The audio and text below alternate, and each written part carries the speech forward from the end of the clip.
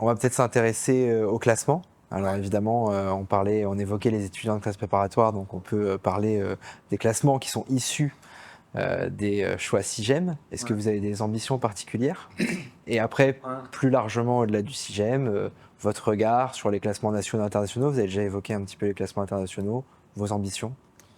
Alors, sur le SIGEM, évidemment que je souhaiterais progresser parce que ce serait un signe d'attractivité et de plus grande sélectivité encore de l'école. Donc, comme c'est quelque chose que l'on vise, euh, le classement du SIGEM est un vrai marqueur.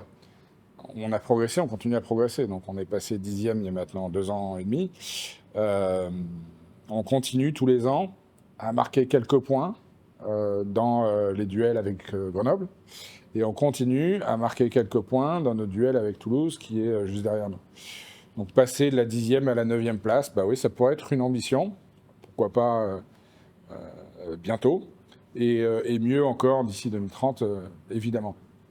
Alors, pour moi, le SIGEM, c'est le vrai classement. C'est le choix ultime du candidat qui vient des classes prépa. Maintenant, ce n'est pas le seul classement, parce qu'en réalité, ceux qui rejoignent les écoles par les admissions parallèles, le SIGEM n'a pas grand-chose à faire là-dedans. En réalité, si, puisque c'est le marqueur, en fait. Les classements, c'est un vrai sujet. On a la chance d'aller dans le top 10, donc voilà, on varie entre la 8e, la 9e, de temps en temps la 10e place.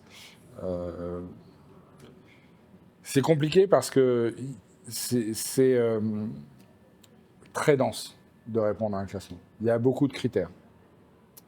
Et c'est pas nous qui faisons le choix de pondérer tel ou tel critère de telle ou telle façon, c'est le classeur. Et donc, nous, on pourrait insister sur tel aspect des enseignements qui serait moins pondéré que tel autre.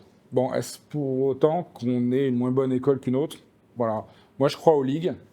Ouais, il y a un top 5 qui est assez immuable. Je pense qu'il y en a 5 qui se suivent derrière, qui sont pas loin les uns des autres, voire peut-être même 6, 7. Et puis ensuite, il y a d'autres écoles. Et toutes les écoles, en fait, sont de bonnes écoles. Il n'y a pas de... Il y a pas Oui, il y a des écoles qui sont meilleures que d'autres dans ces classements. Mais la réalité, c'est que certaines écoles peuvent être le choix d'étudiants sans forcément qu'ils tiennent compte d'un classement ou non, même si ça reste un critère important.